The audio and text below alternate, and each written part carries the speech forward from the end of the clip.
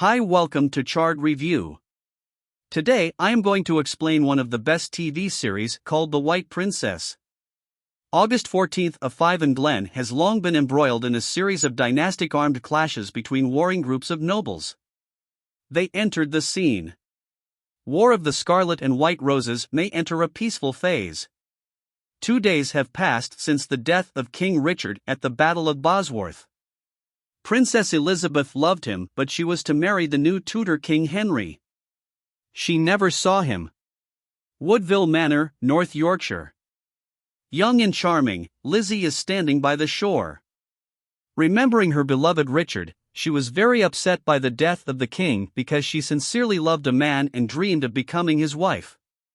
Now the Tudor army is rushing to her house to take her and the girl's relatives to the palace of the new king.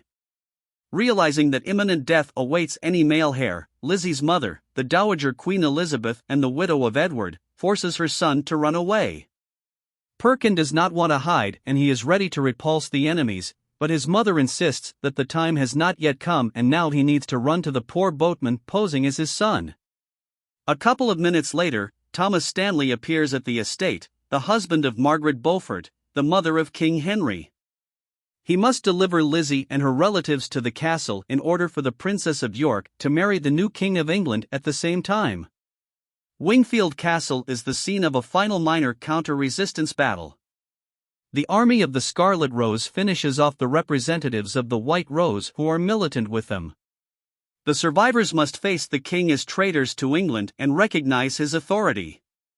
The Duchess of York and her relatives do not consider themselves traitors, but it turned out that Henry proclaimed himself king the day before the battle, which means that everyone who supported the murdered Richard as traitors to the motherland. Meanwhile, Henry and his mother, Margaret Beaufort, arrived at the royal palace and inspect their new quarters. The king hates the color white and forbids snow in England, forcing them to remove the old flags and symbols of the fallen. Lizzie doesn't want to marry someone she doesn't love, but her mother reminds her that the girl has no choice. As the ladies of York gathered at the king's palace, little Perkin hides in the attic while the Tudor army ransacks the estate, checking every room for potential heirs to the throne. Soon Lizzie, her mother and sisters arrived at the royal palace. Here they meet relatives and learn that they were recognized as traitors. King Henry first of all wants to accept the traitors so he will meet with the princess. Later, Thomas shows his future daughter-in-law and her relatives to their future chambers, warning that his wife Margaret has occupied the Queen's room. He also sends several ladies in waiting to help Lizzie and her family and everything. Elizabeth reminds them that these are Tudor servants, so you need to be careful with them and not talk anything superfluous. Henry sees a threat in everything. So he tries in every possible way to protect himself. A man is more like a little boy who wants to harm the offenders and make people suffer. He forbids any trade relations with Burgundy and does not want to see his bride knowing that she made love to his enemy who fell on the battlefield. Also, the mother advises issuing a decree so that the lords reduce the number of guards, as in the future they may raise an uprising. A little later the newly made King of England accepts the traitors and forces them to recognize his strength and viability. One of the likely heirs to the throne kneels before him, but old Cecilia is not going to do this. Mother of King Edward, they've never obeyed and is not going to change for the sake of the fake king. She is sure that the White Rose will prevail again and justice will prevail. Little Teddy believes in becoming king, but Maggie asks him to calm down and show his respect to Henry before he orders them killed. Meanwhile, Elizabeth writes a letter to the boatman in the hope that her son Perkin with him and will be safe. The ladies in waiting are constantly watching them, so Lizzie distracts the attention of the servants so that her mother can escape. The woman turns to the groom, who previously served their family, and asked to pass the letter. As soon as they leave, he must return to her golden ring, which will serve as a symbol and a beacon. Upon returning to the castle, Elizabeth runs into Margaret. The relationship between Lizzie and Henry's mothers is tense, so they are not happy about the opportunity to talk to each other. Soon, the king comes to the chambers of the future bride to look at the girl and her relatives. The mother invites her daughter to dance, but Henry pays more attention to her younger sister, Cecilia of York.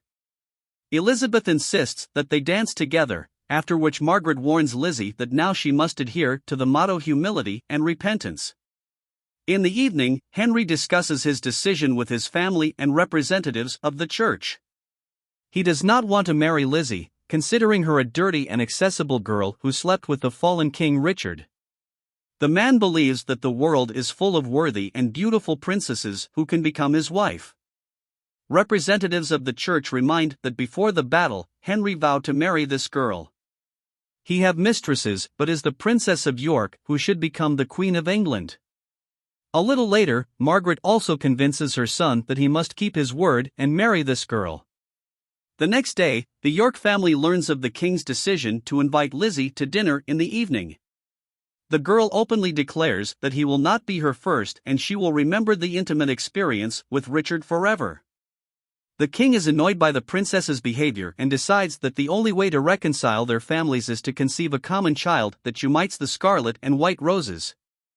Lizzie does not allow herself to be subdued or humiliated, so she allows herself to be mastered. A few seconds later, she taunts King and that the process was short-lived. Henry explains this with thoughts of her sister Cecilia. The younger sister arrives at the king's chambers immediately after Lizzie, but he drives her away. The next day, Margaret discusses with her brother the further rapprochement of the families. Realizing that she needs an heir, she meets with Lizzie and openly tells the girl that her vocation is to give birth to a boy who can become the King of England in the future. Soon, the official coronation of Henry has begun. Elizabeth receives a ring from the groom and realizes that they need to meet at the stable. She receives a letter from the boatman saying that Perkin never came to see him. The estate is devastated, but the boy's body is missing, so there is hope that he could survive. Meanwhile, Lizzie discovers that she is pregnant. The girl does not want to give birth to a child from the enemy and asks her cousin to find mandrake flowers in order to terminate the pregnancy. On the way back, Elizabeth notices Maggie with a flower in her hands and takes him from her. She asked her daughter not to do this because this is not only a Tudor boy, but also her son made of blood. After some thought, Lizzie agrees with her mother and informs the royal family about the pregnancy to avoid dishonor. You mean to hurry up with the wedding, so they plan to hold the wedding in the coming days once again. Race with the unpleasant Margaret. Elizabeth picks up the fallen hair of the king's mother at night. With the help of a mandrake and magic, she sends bad dreams to a woman. Seeing the bloody child, Margaret almost goes crazy and finds salvation in prayer. In the morning she asked Henry to put Elizabeth in prison as soon as her daughter gives birth to an heir. Secrecy and patience. These are the words that have a special meaning for Lizzie. From this day on, Henry and his mother are enemies for the girl and she is ready to take revenge on them no matter how much they have to wait by day. Because he becomes Henry's wife and Queen of England, after which the couple are left in bed so that no one would think that the girl was vicious. Henry wounds her leg, leaving a few drops of blood on the bed, and leaves, trying to be humble and submissive. Lizzie pretends to be a good wife and watches a theater performance with her husband. At the same time, she does not allow Henry to kiss her in dreams of sticking the pheasant leg that he loves so much into his throat. Soon, the royal subjects inform Henriette he must go on a tour of the kingdom in order to assert his power and pacify the dissenters. Lizzie decides to use this opportunity to find allies who can mutiny and overthrow the king. Knowing that the York is Francis remains loyal to the fallen, Richard, Lizzie decides to write him a letter asking him to find like-minded people. The girl's mother understands that the servant cannot be trusted because she will immediately take the received letter to Queen Margaret Beaufort. As soon as Lizzie finishes the text, Elizabeth changes the letters and gives the servants the envelope she prepared the day before. In the text, Lizzie complains about her husband and his inability to satisfy her. Like a man, Margaret burns the letter and decides to leave the girl in the castle, explaining this by her unwillingness to jeopardize the health of the future heir. Elizabeth plans to accompany the royal couple on tour and use this to create an uprising. Shortly before the trip, she gives her daughter's letter to the groom to deliver it to the recipient. Lizzie communicates with her husband discussing his upcoming trip and recommends going to York, because only in this way can you assert his power, trying to avoid meeting people who were against him. The king will only confirm his weakness and fear, which will strengthen the spirit of the rebels. The king agrees with his wife's opinion and changes the route, which worries the mother and other relatives. The next morning, Margaret invites Elizabeth and her younger daughters to the old tower. As it turned out, she decided to leave her imprisoned in the Palace of Westminster, as she suspects of plotting against her son. Realizing that the plan is in jeopardy and paper and pens have been taken from them, Elizabeth finds coarse hair, tears off a piece of white fabric from the dress of one of her daughters, and writes a message on it in blood on behalf of Lizzie. She puts the second daughter on guard at the window so that she will report when she sees the groom. The king leaves on a tour of England while Lizzie thinks her mother went with him and doesn't know she's in captivity. The girl decides to play with Teddy and her cousin, but the bishop forbids doing this. In the common rooms, which are closed during Henry's absence, the youngest daughter signals Elizabeth about the approach of the groom and she throws a golden ring out the window. The guy does not pay attention to him and passes by. Grandma Cecilia visits Lizzie, but only to say goodbye as she is leaving for Burgundy. The next morning the groom takes the horse out for a walk and Elizabeth uses corsair magic. At some point the animal stops the guy and he notices the woman's ring. Elizabeth sends a message written in blood and asks to deliver it to Francis as soon as possible. The York has received the letter to the mayor of his bones and knowing that the imminent arrival of the king prepares to assassinate him. A few days later, Henry arrives in York, where he is greeted by the people of the city. Francis and his assistants attack the king, but the guard notices the archer in time and rescues Henry. The Orcus manages to stab him in the ham of a knife, after which he takes flight. Henry's uncle and stepfather pursue Francis, but the locals come to his defense and allow the man to escape.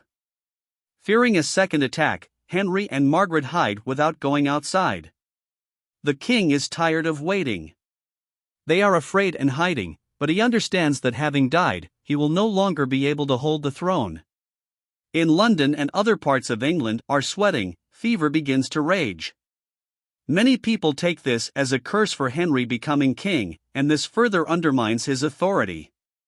Lizzie sends Maggie to check for letters, but meets a groom. He talks about a terrible disease that has struck the country and that Elizabeth is in captivity.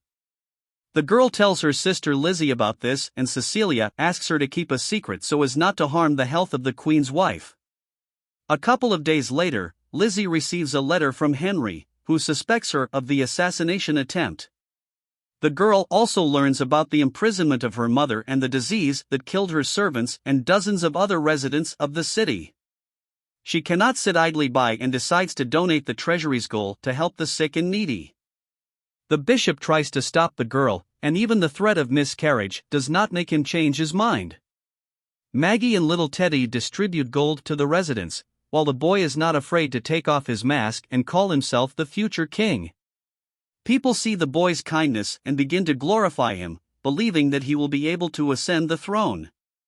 A little later, Lizzie meets with her mother and talks about giving people gold. Elizabeth is unhappy with her daughter's act because illness and death play into their hands, but weren't sure that this will weaken faith in the king. But her daughter is outraged by Elizabeth's indifference to ordinary people. She does not like that her mother used her name to write to Francis and refuses to take part in this.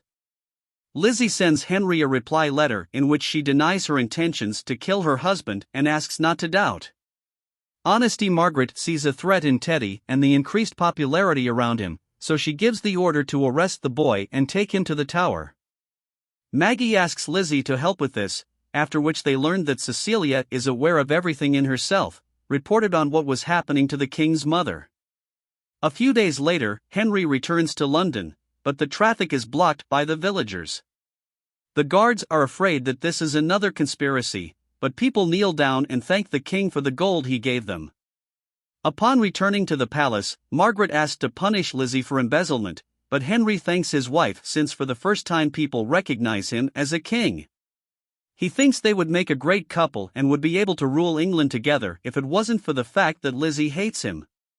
Resistance grows in Burgundy, but Henry decides not to fight or suppress the rebellion by force, but to send his uncle there as a goodwill ambassador in order to find a compromise and solve a difficult situation. Lizzie realizes that Henry's affection continues to grow and begins to use it.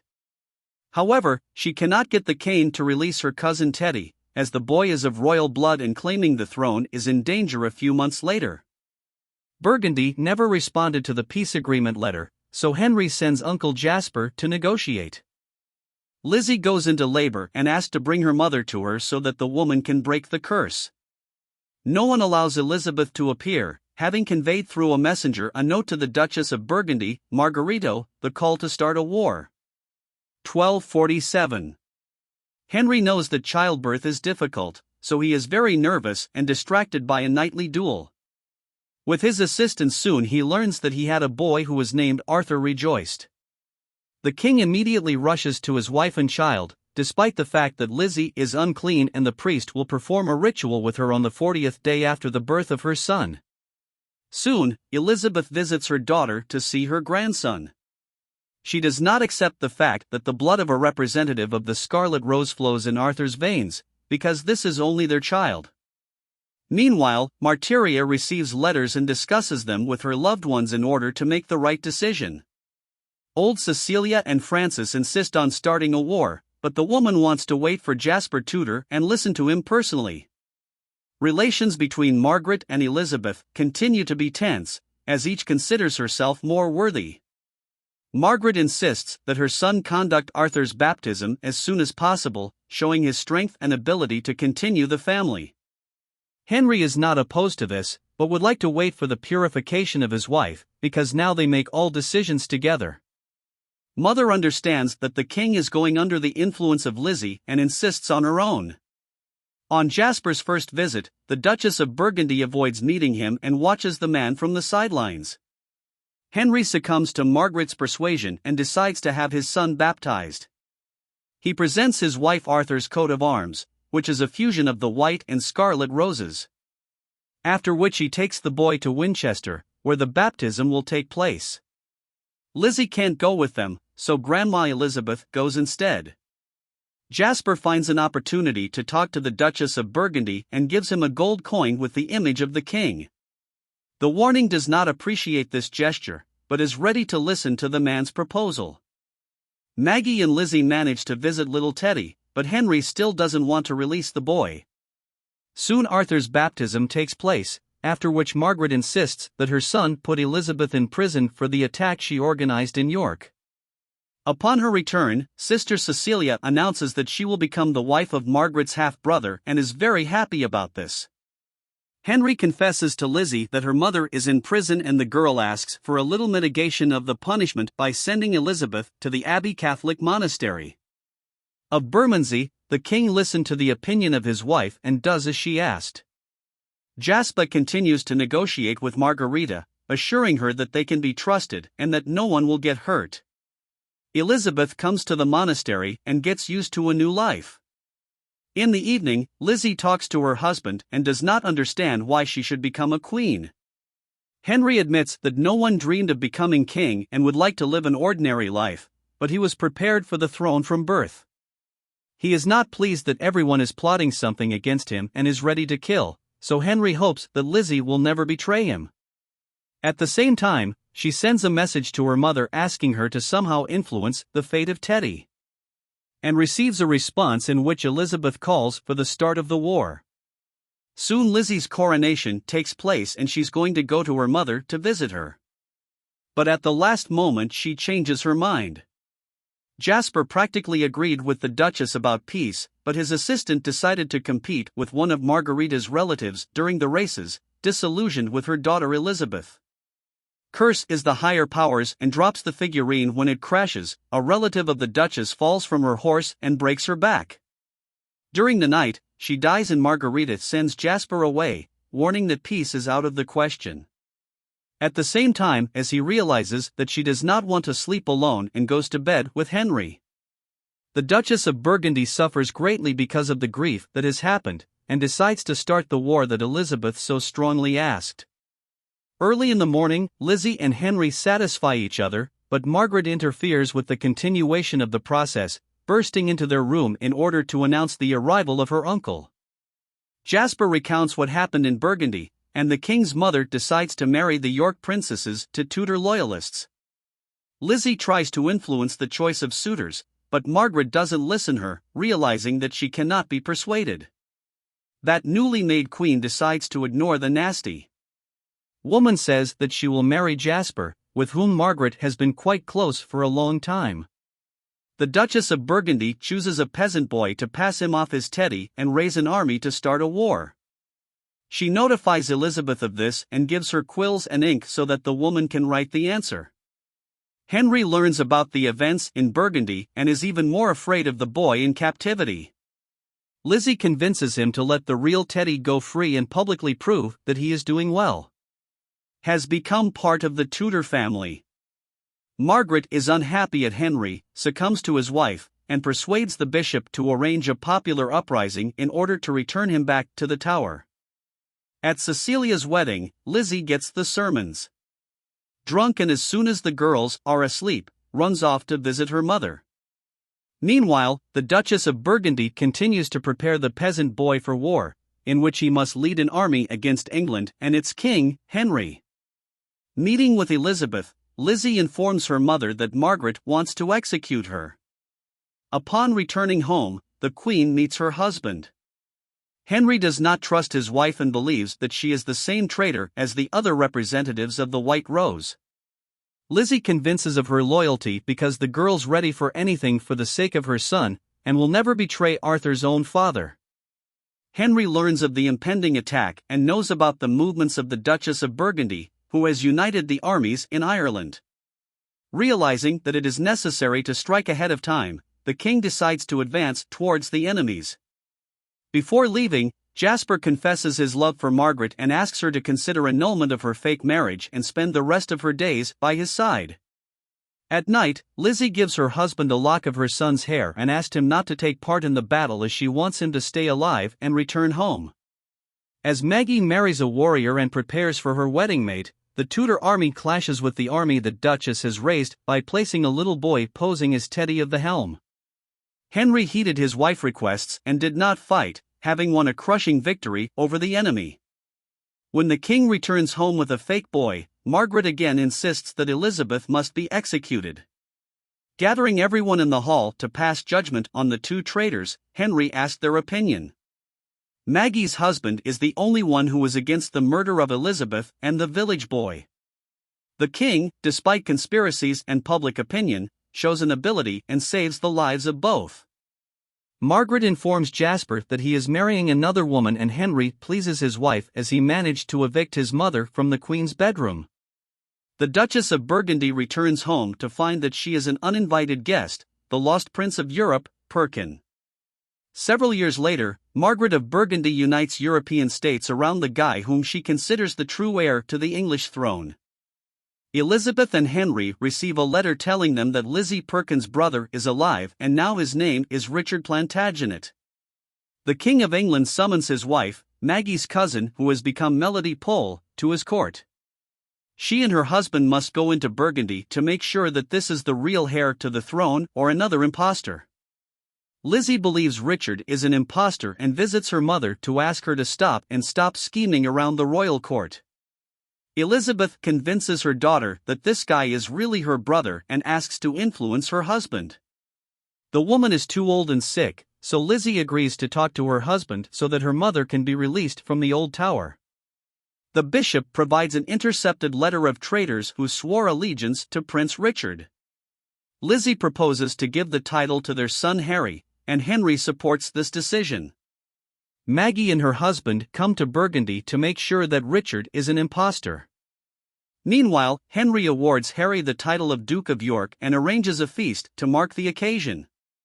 Elizabeth interrupts the ceremony and calls them impostors since the legitimate King of England is her son, who temporarily lives in Burgundy. Lizzie is outraged by her mother's behavior and her attempt to ruin the holiday for her grandson and disowns her. Margaret orders Elizabeth to be arrested and returned to the Catholic monastery, taking away the ink and paper. After asking a few questions, Maggie is convinced that Richard is genuine and really is her cousin. Margaret washes her hands and sees that the water has turned bloody. Realizing that she is a sinner, the woman hurries to church to confess. Jasper witnesses this and asks her to tell her what is bothering her. Margaret confesses that she ordered the assassination of the princess in the tower, and this shocks Jasper, but he promises to keep his secret. Henry and his assistants learn that Richard is marrying a Scottish princess and consider him unworthy since other European countries have refused the sacred union. Grandmother Cecilia is sure that Richard is real, but she's afraid that all this will lead to another war which she would not want. Maggie and her husband return to England to report to Henry about the meeting with the Prince of York. She goes to the last whether the cousin is real or not, but her husband insists that this is an impostor who just heard a couple of stories and used them to convince her of this appearing before the king. Maggie declares Richard an impostor and Paul hands over a bag of traitor seals which will allow them to be found and punished for their infidelity to the king. Opening it, Henry immediately announces several names of people present in the hall. The guards immediately arrest the traitors who swore allegiance to the impostor, and Margaret asked to kill them as soon as possible. Elizabeth was also on the list of names, but Henry is not going to punish the old and sick woman since she herself may die in the near future. Jasper is very ill and asks Henry to visit him to talk about something personal. Margaret worries that the king's uncle might tell him the truth about the murder of the princess in the tower and decides to visit Jasper in person. Realizing that before his death the man decided to confess everything, Margaret, despite all her love for Jasper, strangles him with a pillow so that the sick Uncle Henry would be silent forever, having committed another murder of the woman. Hurries to the church to confess. The king learns about the death of his uncle and painfully accepts this news because he was always by his side, helped out in battle and was faithful like no other. William Stanley, brother of Thomas, is executed for treason. Even on his deathbed, he continues to glorify Richard, which makes Henry uneasy. Lizzie asks him not to take it to heart because she was sure that the prince from Burgundy is a dummy. Meanwhile, Richard marries the Scottish noblewoman Catherine Gordon. Representatives of all European kingdoms are present at their wedding, with the exception of Spain. A few days later, Hemi receives a letter revealing Richard's real name is Perkin Warbeck, son of a boatman. Lizzie is shocked because she realizes that this is her real brother. Whom she thought was dead. Maggie visits an ailing Elizabeth and meets with Lizzie to talk about her mother's condition. Upon learning that there were no Spanish representatives at Richard's wedding, the Queen of England proposed to Henry that their son Arthur be married to Princess Catherine of Aragon. The king supports his wife's idea and offers to go personally as Spain as the strongest ally in Europe. Maggie and her husband stay in London to look after Arthur, while Margaret goes on a pilgrimage with her grandson Harry. Lizzie and Henry come to Spain to marry their royal children. Isabella only wants to speak her own language, but the Queen of England understands her. The Queen of Spain is against marriage as long as there are other contenders for the throne, as she does not want her daughter to be deprived of the crown. Upon returning to London, the royal family learns that Richard is approaching with an army to seize power. Meanwhile, the ailing Elizabeth uses her last strength to conjure to bring good luck to her son and save his life. Henry gathers an army and advances to meet the challenger. After setting up camp, the warriors hear Richard and his allies approaching, but at some point they disappear. Taking this for cowardice and the flight of the enemy, Henry returns home and rejoices in this together with his wife. Soon the Duchess of Burgundy learns that Richard did not run away, but left to look at his son and notifies the King of England. About this, realizing that her husband's power will weaken even more, Lizzie writes letters to the Lord so that they support Henry. The king asked his wife to visit her dying mother so that it doesn't work out the same way as he and Jasper did.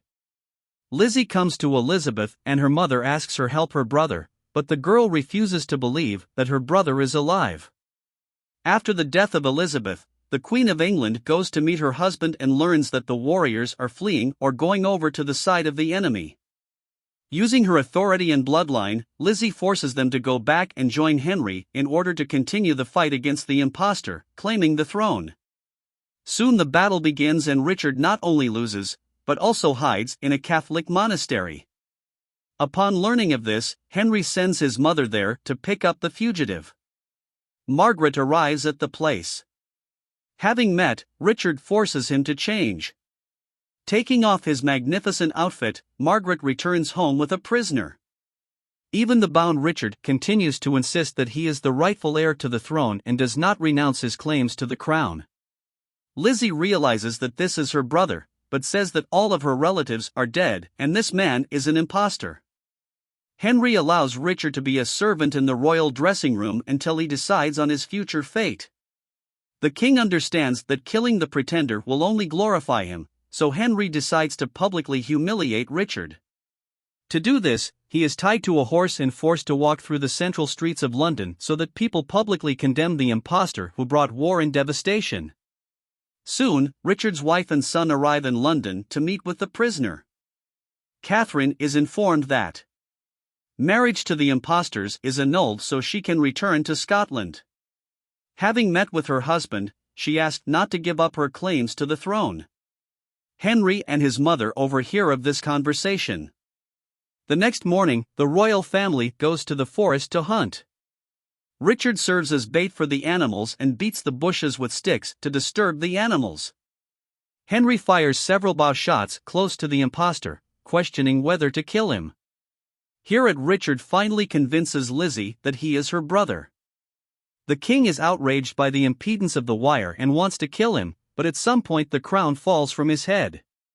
Richard would like to wear it, but is forced to return it to Henry.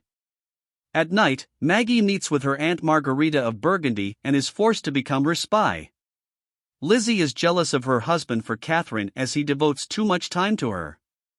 Henry comforts his wife as part of a plan to break Richard's spirit. At night, Lizzie comes to the king's bedroom and sees that her husband is gone. In the morning, she makes another scene of jealousy, but Margaret asks her to calm down and be above it. The queen forces Richard to admit that he is an impostor. When the guy refuses to do this, Henry takes his son away from him and again demands to read the text where he renounces his claims to the throne and recognizes himself as the son of a boatman. Maggie asks Lizzie to stop, as killing her brother will bring a curse on the killer's family. If she does not want her children to be cursed, the Queen of England must do everything to save Richard. Henry suspects that his clothes are poisoned and severely punishes the impostor who dream of the crown. Lizzie gives the key to Maggie's dressing room and allows her to take Richard out of there. At night, the queen sets fire to her husband's clothes and asks her brother to run away, but he refuses and goes out into the street again, informing the people that he will ascend the English throne. At night, Lizzie wakes up from a nightmare in which she is standing in a pool of blood from her executed husband and children while her brother Richard sits on the throne. Maggie takes Catherine to the Duchess of Burgundy and urges her to raise an army to overthrow the king. She is sure that Henry will not kill the pretender to the throne, since Lizzie knows that this is her brother and will not allow it. Margaret proposes to execute Richard for arson, but the Queen of England admits that this was her doing left alone. Lizzie confesses to her husband that Richard is real and is her brother. She asked not to kill him as she and Elizabeth put a curse on the killers and their sons. These are free for Harry and Arthur, so she asked Henry to pardon her brother or find another way to get rid of him. Burgundy, Scotland and Ireland are preparing to attack England. Meanwhile, Lizzie finds a random criminal and asks to train him in order to pass him off as her brother. Before execution, Henry realizes that his mother killed the princess, cursing his bloodline, calling Margaret to him. He only makes sure of this and strangles his mother, stopping at the last moment, leaving the woman alive that came through the mother out of the office and asked to keep her away from him. Lizzie sees that her husband is depressed and introduces him to the impostor the queen is. Surely the hanging will allow them to calm hostile countries and avoid war. Henry is confused and does not understand what to do. He feels how power is slipping through his fingers and around his full of lies and traitors. Margaret asked Lizzie to talk to her husband, but she refuses, accusing the domineering woman of infanticide. Henry admits that he is an unworthy king, but Lizzie forces him to pull himself together and continue to rule England by executing a changeling they pass off as Richard Mr. Finds out that Maggie is a traitor and asks his wife to stop for the future of the children. 28:24. The next morning the prisoner is executed and everyone believes that the applicant is dead. The Duchess of Burgundy sees that all this is a hoax and asks a hand over the letter to the Spanish ambassador. Lizzie's man follows Maggie and informs her that the Duchess of Burgundy is in London. The Spanish ambassador read the note and demands that the applicants be liquidated within 24 hours. Otherwise, the marriage of royal children will be impossible and England will never achieve a union of the two countries. At night, Lizzie tells her husband about everything and demands to start making tough decisions. Maggie is arrested and thrown into a dungeon.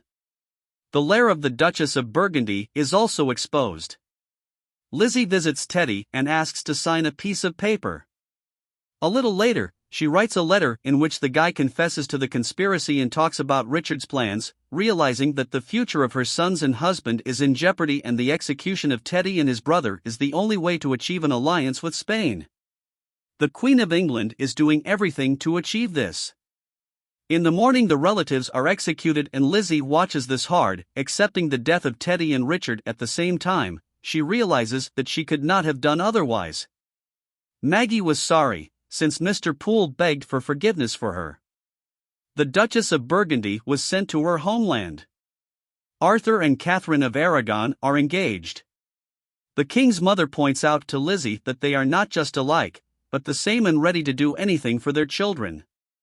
Here movie ends. Thank you for watching. Please subscribe for movie review.